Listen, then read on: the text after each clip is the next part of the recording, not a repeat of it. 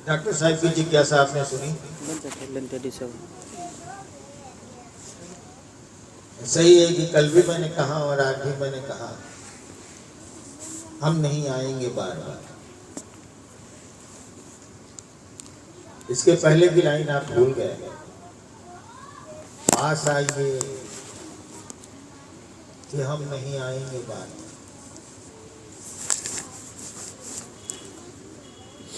पास आने का मन शरीर से का अर्थ शरीर से मिलने पास आना नहीं होता। आदमी पास मन से आता है। और जहां तक हम नहीं आएंगे बार बार, इसकी एक लंबी कड़ी है। मैं अहमदाबाद में था, होटल में हम और प्रोफेसर साहब 2 आदमी थे। कार्यक्रम के एक दिन पहले मैं पहुंच गया था, ये सोच के कि कुहासे का मौसम है, कोहरा कहाँ हम लोग को रोक देगा, यात्रा में कोई ठीक नहीं है, इसलिए हम लोग एक दिन पहले पहुंच गए थे। तो हम 2 आदमी होटल में बैठे हुए थे, बाकी जो लोग थे वो चर्चा स्थल की व्यवस्था में लगे थे। और बहुत गंभीर मुद्रा में मैंने कहा भी नहीं। कुछ बातें होती हैं कि आदमी बोलता है लेकिन दूसरों के लिए नहीं बोलता, वो अपने को ही सुनाने के लिए बोलता है। तो मंडल सर से हमने कहा कि मैं हरिंद्रानंद का किरदार निभाते निभाते थक गया हूं। मैं जो बात मैंने कहा सो वैसे उनको सुनाने के लिए मैंने नहीं कहा था, मेरे मन की स्थिति थी इसलिए मैंने शब्द दिए थे। लेकिन ये थे, मैंने कहा कि मैं हरिंद्रानंद की भूमिका निभाते निभाते, किरदार निभाते निभाते थक गया। तब अचानक मुझको याद पड़ा कि ये मैं कौन है जो हरिंद्रानंद का किरदार निभाते निभाते थक गया। तब मैंने मंडल जी से पूछा कि ये मैं कौन हूं जो कह रहा है कि हरिंद्रानंद की भूमिका निभाते निभाते मैं थक गया।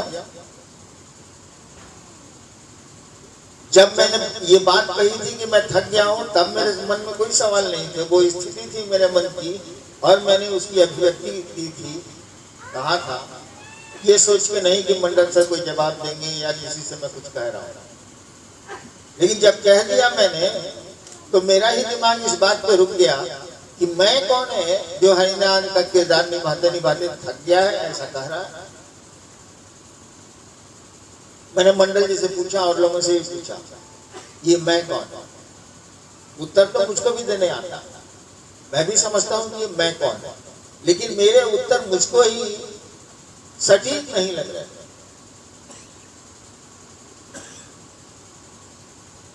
अंत में अपने महादेव से मैंने पूछा और तब उन्होंने उत्तर दिया। वो उत्तर मैं आपको नहीं दे सकता, जरूरत भी नहीं। उसी थक जाने की कड़ी थी कल और परसों, हम नहीं आएंगे बार। आप सोचिए ना, कितने वर्षों से मैं घूम रहा हूं। 6ठी क्लास में था तब से श्मशान जाना शुरू किया, इसी दुनिया में घूम रहा हूं। सच्चाई ये है कि मैंने कुछ चाहा ही नहीं, न घर, न जमीन, न पैसा, न दौलत, बस इसी धंधे में लगा हूं। और आप जानते हैं कि 1974 के बाद एक दिशा मिली, शिव मेरे गुरु हुए। मैंने कहा शिव मेरे गुरु हुए, मैंने शिव को गुरु नहीं माना, वो मेरे गुरु हुए।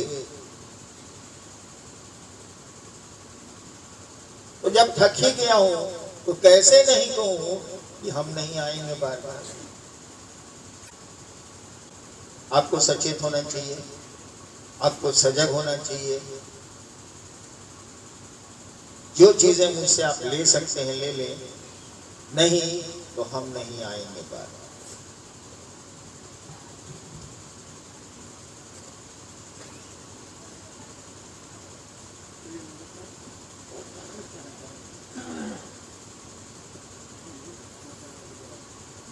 धन्यवाद। ये आसनगंज से भाई अमरजीत जी हैं। इनकी जिज्ञासा है कि जब 3 दिवसीय त्रिदिवसीय कोई आयोजन संगोष्ठी होती है तो ये उसमें भाग लें कि नहीं लें। इनके मन में ये डर आ जाता है कि मम्मी पापा इस निर्णय से नाराज हो सकते हैं। तो साहब श्री से निवेदन है कि मुझे क्या करना चाहिए। वो मार्गदर्शन आपसे मांग रहे हैं कि ऐसे द्वंद्व की स्थिति में उन्हें क्या करना चाहिए।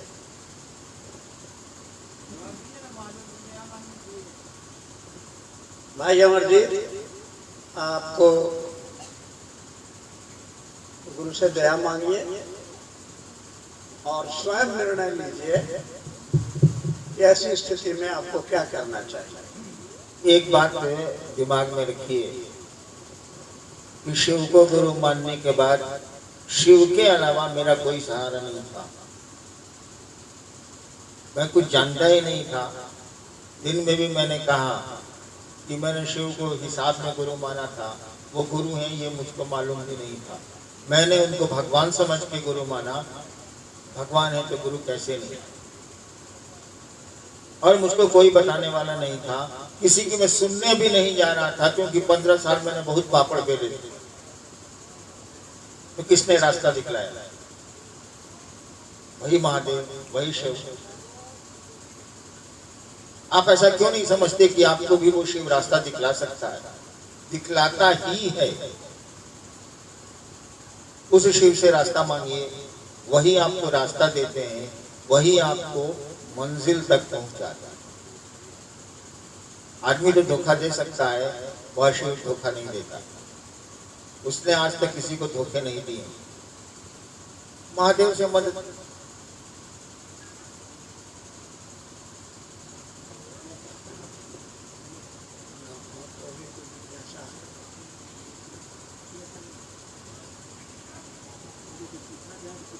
अगर किन्हीं के मन में कोई जिज्ञासा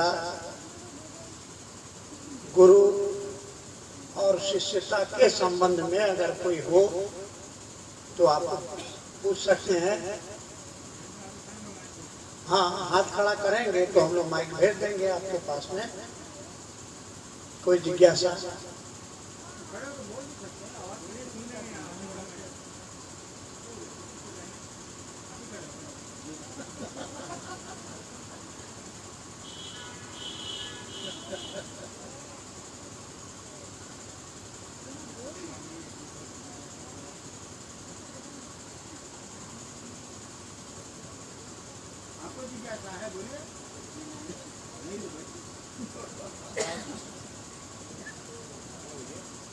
आदेश हो तो मैं दया मांग कर जिज्ञासा रखता हूँ। आपने साहब शिष्यानुभूति में लिखे हैं आपकी दया से, जो शिव भाव की तलहटी पर संपूर्ण संकीर्णताएं तिरोहित हो जाती है। तो यह संकीर्णताएं कुछ भाई साहब यह कैसे मिटेगी साहब? गुरु कार्य में आपकी दया से, दीदी की दया से चल रहे हैं। देखो यार, हमने कहाँ लिखा है कि संकीर्णताओं को मिटाना है? हमने तो लिखा है कि शिव भाव के शिखर की तलहटी में संकीर्णताएं तिरोहित हो जाती है। हमने ऐसा तो लिखा नहीं, ऐसा कहा भी नहीं। शिव भाव के शिखर की तलहटी में जाओ, संकीर्णताएं धीरे धीरे धीरे धीरे धीरे धीरे खत्म हो जाएंगी। उसको हटाना थोड़ी है। हमने लिखा है क्या कि संकीर्णता हटाएं आप ना? हमने कहा कि संकीर्णता खुद ब खुद हट जाएंगे, तिरोहित होने यानी उड़ जाना, खत्म हो जाना, अपने बने खत्म हो जाना। जैसे कपूर को रख दो उड़ जाएगा, स्पिरिट को रख दो उड़ जाएगा, पेट्रोल को रख दो उड़ जाएगा, वैसे खत्म हो जाएगा। खत्म करना थोड़ा ही है, खत्म हो जाएगी। शिव की ओर बढ़ो।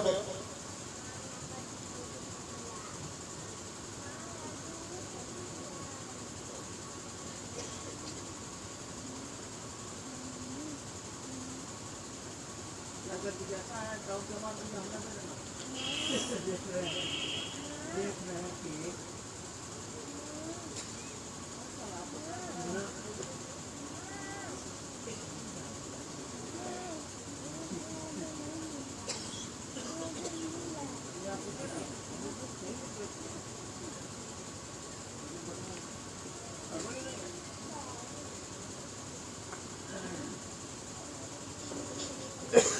तीन जिज्ञासाएं मेरे पास आई हैं, तीनों व्यक्तिगत समस्या से जुड़ी हुई हैं।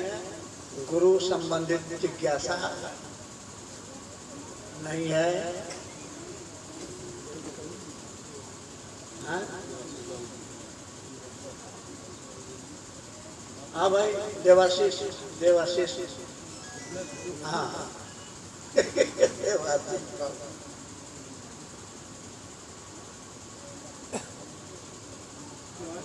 ना।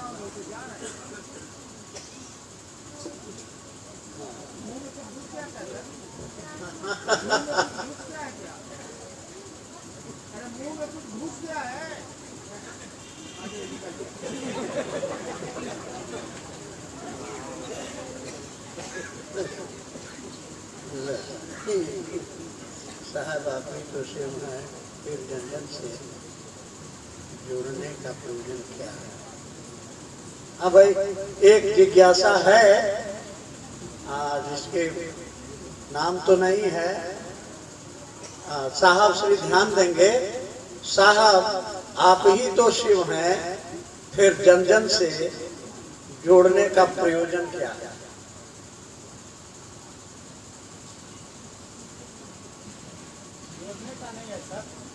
क्या है? छुपाने का प्रयोजन है? छुपाने का प्रयोजन। अरे यार, क्या है? जन जन से प्रयोजन का क्या है? ये क्या मतलब हुआ? ये तो कुछ नहीं है। अरे इसको वाक्य तो तुम ठीक करो।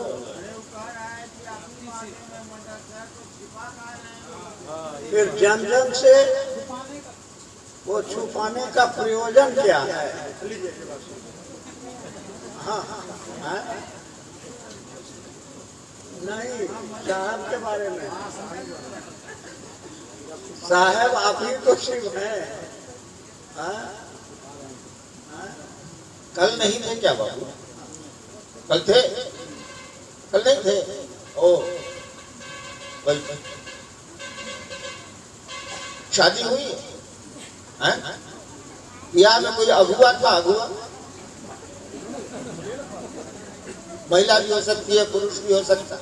होता है ना, बियाह में अगुआ होता है, दोनों परिवार को मिलाता है, शादी करा देता है, बेचारा परिचय करा देता है। होता है कि नहीं होता? यहाँ अगुआ से होता है कि जिससे होना है उससे होता है? अगुआ से होता है? नहीं ना, नहीं। हम तो अगुआ है यार।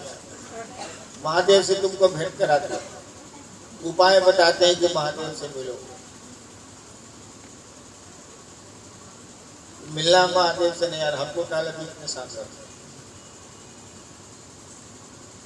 और अगर हम महादेव हैं तो मुझसे ही जुड़ जाओ। यदि हम महादेव हैं, नहीं है, लेकिन यदि हम महादेव हैं तो मुझसे ही जुड़ जाओ। मुझसे जुड़ना बहुत कठिन, शिव से जुड़ना आसान है। काहे? हम बोलते हैं, हमको चीजें जो गलत लगेंगी हम बोलेंगे कि ये गलत है, आप नहीं करेंगे। महादेव कुछ नहीं बोलते, उससे जुड़ना आसान है, हमसे जुड़ना कठिन है।